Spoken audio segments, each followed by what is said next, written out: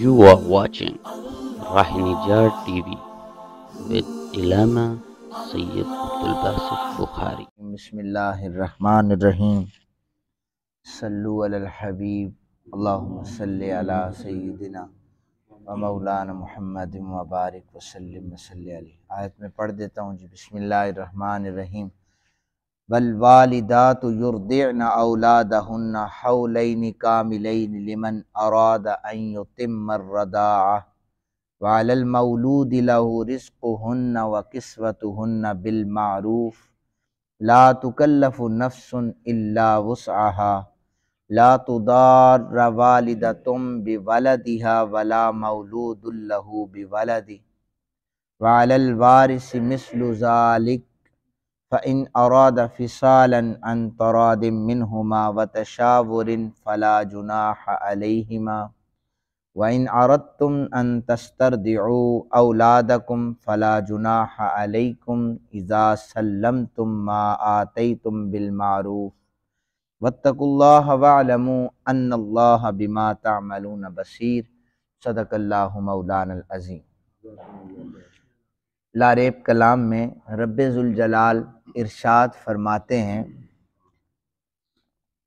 کہ اور مائیں اپنے بچوں کو پورے 2 سال دودھ پلائیں. یہ حکم اس کے لیے ہے جو دودھ پلانے کی مدت کو پورا کرنا چاہے، اور جس کا بچہ ہے اس کے ذمہ دستور کے موافق ان ماؤں کا کھانا اور پہننا ہے. کسی شخص کو اس کی طاقت سے زیادہ مکلف نہیں کیا جائے گا.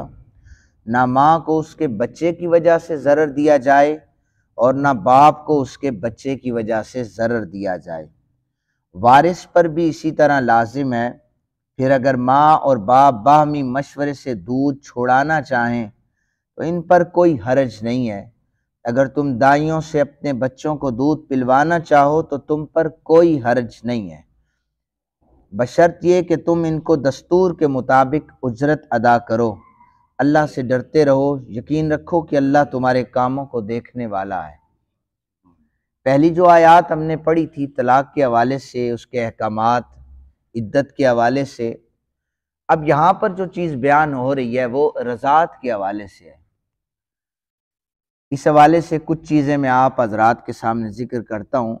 ہوتا یہ تھا پہلے کہ متعلقہ جو طلاق یافتہ عورتوں کو یہ جو دودھ پیتے بچے ان کے ہوتے تھے تو شوہروں کے جھگڑوں کی وجہ سے وہ بچے ضائع ہو جاتے تھے. یعنی میاں بیوی کے آپس میں کلیش ہوتے تھے، بچہ دودھ پی رہا ہوتا تھا اور اس کی زندگی پر یہ گہرا اثر پڑتا تھا اور یہ طلاق دے دیتا یا وہ خلا لے لیتی تو یوں بچہ جو تھا اس کی پرورش صحیح طریقے سے نہیں ہو سکتی تھی. بعض اوقات یہ ہوتا کہ باپ سے انتقام لینے کے لیے مائیں انہیں دودھ نہیں پلاتی تھی کہ یہ خون تو اس کا ہے، ہم کیوں انہیں دودھ پلائیں. ایسا بھی ہوتا تھا. اس لیے اللہ تعالیٰ نے قرآن حکیم کے ذریعے ماؤں کو یہ نصیحت کی کہ وہ اپنے بچوں کو دودھ پلائیں، اور یہ کہ باہمی رضامندی سے بچوں کو پورے 2 سال تک دودھ پلائیں. مدت رضاعت جو ہے یہ 2 سال ہے. مدت رضاعت کتنی ہے؟ 24 مہینے ہے. اس سے پہلے اگر کسی بچے کو دودھ چھڑوانا چاہیں 1 1.5 سال کی عمر میں تو یہ ان کی باہمی مشورے سے یہ درست ہے. اور اگر بچہ جو ہے یہ اس کی نشو و نما ٹھیک نہیں ہے یا وہ کمزور ہے تو اس کو 30 مہینے دودھ پلایا جا سکتا ہے. کتنے مہینے؟ 30 مہینے. اس لیے کہ وَحَمْلُهُ وَفِصَالُهُ 30 شہرا، حمل اور دودھ چھڑانے کی مدت 30 ماہ ہے. کتنی ہے؟ یہ میں اس لیے کہہ رہا ہوں نا، پھر بعد میں کوئی نہ کہے کہ ہمیں سمجھ نہیں آئی. قرآن کہتا ہے وَحَمْلُهُ وَفِصَالُهُ 30 شہرا، حمل اور دودھ چھڑانے کی مدت 30 ماہ ہے. تو یہ 2.5 سال بنتے ہیں. 24 ماہ وہ اور 6 ماہ.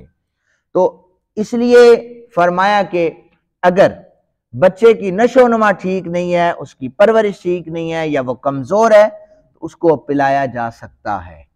اور اگر باہمی رضامندی، میاں بیوی کی باہمی رضامندی، ان سے اگر دودھ سے پہلے چھڑایا جائے تو یہ بھی درست ہے۔ پہلے دائیوں سے دودھ پلایا جایا کرتا تھا، باقاعدہ طور پر والدین ان کے حوالے کیا کرتے تھے بہترین نشو و نما کے لیے۔ قرآن نے کہا ہے کہ اگر دائیوں سے تم اپنے بچوں کو دودھ پلواتے ہو تو اس میں بھی کوئی حرج نہیں ہے، لیکن دستور کے مطابق تمہیں ان کی اجرت دینی ہوگی، تمہیں ان کی اجرت دینی ہوگی۔ سیرت مصطفیٰ کریم صلی اللہ علیہ وآلہ وسلم میں ہم نے یہ واضح طور پر بیان کیا ہے اماں حلیمہ رضی اللہ تعالی عنہا کے حوالے سے کہ جب بھی دائیاں جس گھر میں بھی دستک دیتی تھی تو کہا جاتا تھا کہ لے جائے بچہ اور اجرت دی جاتی تھی۔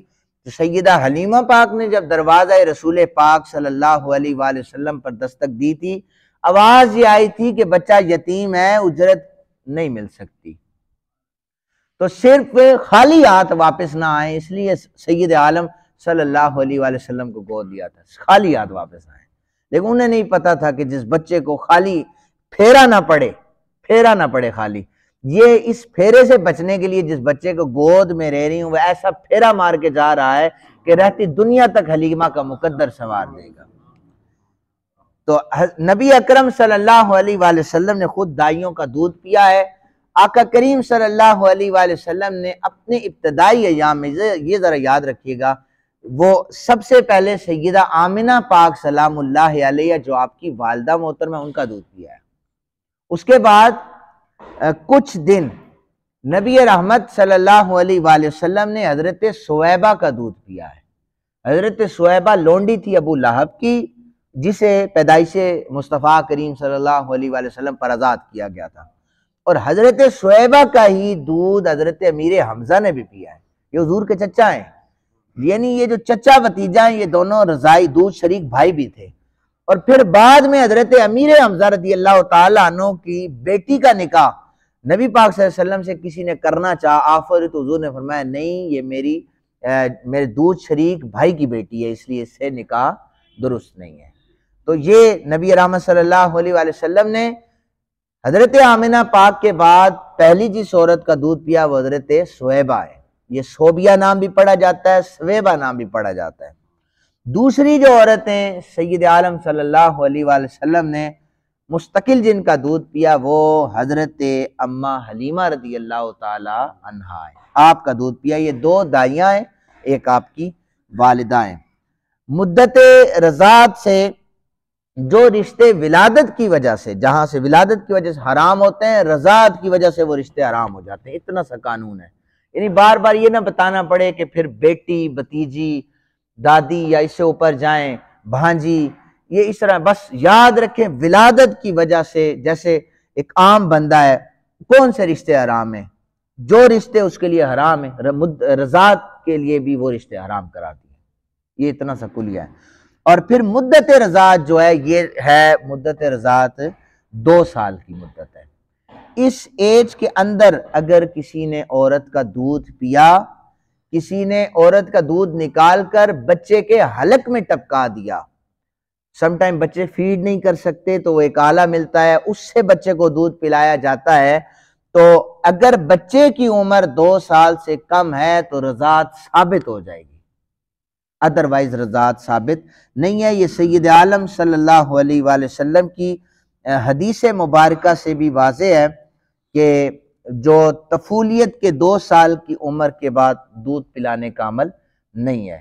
اور پھر بچہ جب یعنی 2 سال کی مدت وہ پوری کر چکے اور اس کو صحت مند بھی ہو تو پھر دودھ چھڑوا دینا چاہیے۔ اکثر بچے بیمار ہو جاتے ہیں لیکن اس کے بعد آپ خیال رکھیں کہ دودھ ان کو نہ پلائیں، اس سے علماء نے منع فرمایا، نبی رحمت صلی اللہ علیہ وآلہ وسلم نے بھی منع فرمایا۔ یہ رضاعت کا بیان تھا۔ آج کل ہم بورڈ اس لیے بھی نہیں لکھ رہے کہ یہ ایک جو آیت ہے یہ تقریباً 8 سے 10 لائنوں پر مشتمل ہے، تلاوت کرنے کے لیے بھی اور لکھنے کے لیے بھی مشکل پیش آ رہی تھی، میں خود اس کو تلاوت کر رہا ہوں۔ 1-2 دن یہ کچھ عدت کے حوالے سے بھی ہمارے بیان ہوں گے تو اس حوالے سے بھی نہیں لکھا جائے گا، پھر اس کے بعد دوبارہ وہ سلسلہ شروع ہو جائے گا۔ بہرحال آپ لوگ توجہ سے سماعت کرتے رہیں، یہ اہم ترین مسائل ہیں، یہ ہمارے معاشرے میں اکثر یہ مسائل موجود ہوتے ہیں لیکن ہم لوگ سیکھتے نہیں ہیں، پھر اگر سیکھ لیتے تو وہی ایک کان سے سنا دوسرے سے نکال دیا تو ہمیں پتہ نہیں ہوتا، اور اپنے تئی پھر سنی سنائی باتوں پر ہم مسئلہ بیان کر دیتے ہیں۔ تو یہ چیزیں لازمی آپ یاد رکھیں۔ اور میں ایک اور چیز یاد کرنا چاہوں گا کہ کوشش کریں، دیکھیں کوئی بھی ڈپارٹمنٹ ہے نا، اسکول کا شعبہ ہے، کارخانے ہیں، فیکٹریاں ہیں، کسی بھی قسم کا کوئی شعبہ ہے، تو وہاں پر جو میرٹ پر جو بندہ ہوتا ہے یا اس کے متعلقہ بندہ ہوتا ہے، اسی کو اجازت ہوتی ہے کہ وہ کام کر سکتا ہے۔ یعنی مجھے کوئی یہ نہ کہے کہ میں جا کے کیمسٹری پڑھا دوں گا، میں نہیں پڑھا سکتا۔ لیکن دین کو لوگوں نے اتنا عام سمجھ لیا ہے کہ جس کا جی چاہتا ہے وہ دین بیان کرنا شروع کر دیتا ہے، ٹھیک ہے؟ تو چاہے جس بھی شعبے سے تعلق رکھتا ہے، اس کا اپنا شعبہ ہے، وہ اپنا شعبے سے متعلق بس محدود رہے۔ دین بیان کرنا صرف علماء کے لیے ہے، کیونکہ عام بندہ دین کو سمجھ سکتا ہے تو یہ نہیں ہو سکتا کہ وہ دین کو واضح طور پر بیان کرے، چونکہ قرآن پاک کی ایسی آیات ہیں جو منسوخ ہو چکی ہیں، ان کے پڑھنے کا ثواب ہے لیکن ان کے احکامات پر عمل نہیں ہو رہا۔ تو احکامات پر جب عمل نہیں ہو رہا تو احکام بندہ جو کہے گا اس نے تو ایسی کی تیسی پھیر کے رکھ دینی ہے، وہ کہے گا جی ہم نے تو قرآن میں پڑھا ہے۔ یعنی قرآن میں زنا کرنے والوں کی، ویسے آپ کو سمجھا رہا ہوں یہ بات، زنا کرنے والے کی ایک سزا یہ لکھی ہے کہ اسے، اس عورت کو گھر کی دہلیز کے اندر رکھا جائے، مرتے دم تک وہ وہیں پہ رہے گی، قرآن کی آیت موجود ہے یہ۔ اور پھر دوسری سزا یہ ہے کہ اسے رجم کر دیا جائے۔ اب رجم جو کیا جائے گا وہ آیت ناسخ ہے اور پہلے والی منسوخ ہو چکی ہے، وہ بھی موجود ہے۔ تو اب یہ ایک عالم آپ کو بتائے گا نا ناسخ اور منسوخ کیا ہوتا ہے، عام بندہ تو نہیں بتائے گا۔ تو ہمارے اکثر یہ ہوتا ہے نا جی کرکٹر آ رہا ہے تو اس نے اب دین بیان کرنا ہے، تو کوئی کرکٹر دین نہیں بیان کر سکتا، یہ یاد رکھیں آپ۔ نبی رحمت صلی اللہ علیہ وسلم کے چچا زاد حضرت شیر خدا علم کا دروازہ ہے حضرت، اور فرمایا کہ جس نے علم کی خیرات لینی ہے وہ دروازے سے داخل ہو اور علم کی خیرات حاصل کر لے۔ ان کے دور میں ایک شخص تبلیغ کر رہا تھا تو آپ نے بلا کر پوچھا کہ ناسخ اور منسوخ کے بارے میں جانتے ہو؟ اس نے کہا نہیں جانتا۔ آپ نے فرمایا تمہیں تبلیغ کرنے کا کوئی حق نہیں ہے۔ تفسیر پڑھانے کے لیے بھی اگر کسی کے پاس اتھارٹی نہیں ہے یا وہ اس نے بیٹھ کر کسی کے پاس تفسیر نہیں پڑھی تو اس کی بھی کسی کے اتھارٹی نہیں ہے کہ وہ تفسیر پڑھائے گا۔ دیکھیں قرآن اتنا عام نہیں ہے، حدیث اتنی عام نہیں ہے کہ ہر نتھو خیرہ اٹھ کر حدیث اور یہ پڑھانے لگ جائے۔ قصے کہانیاں ہر بندہ سنا سکتا ہے، لیکن قصے کہانیوں میں ایسے مسائل، ایسے سوال ہوتے ہیں جو اخلاقی تربیت اور معاشرے میں رہتے ہوئے اخلاقی تربیت جو ہے ہمارا فریضہ بھی ہے، اس کو ادا کرنا چاہیے۔ تو یہ چیزیں اس لیے بتائی ہیں کہ یہ اہم ترین مسائل ہیں، انہیں سیکھیں اور پھر اس کے بعد اگر نہیں سمجھ آتا پھر میرے سے پوچھ لیں، لیکن خود سے کسی کو بتانے کی ناکام کوشش نہ کریں۔ اللہ تعالی ہمیں قرآن حکیم سمجھنے کی توفیق عطا فرمائے۔ وما علیہ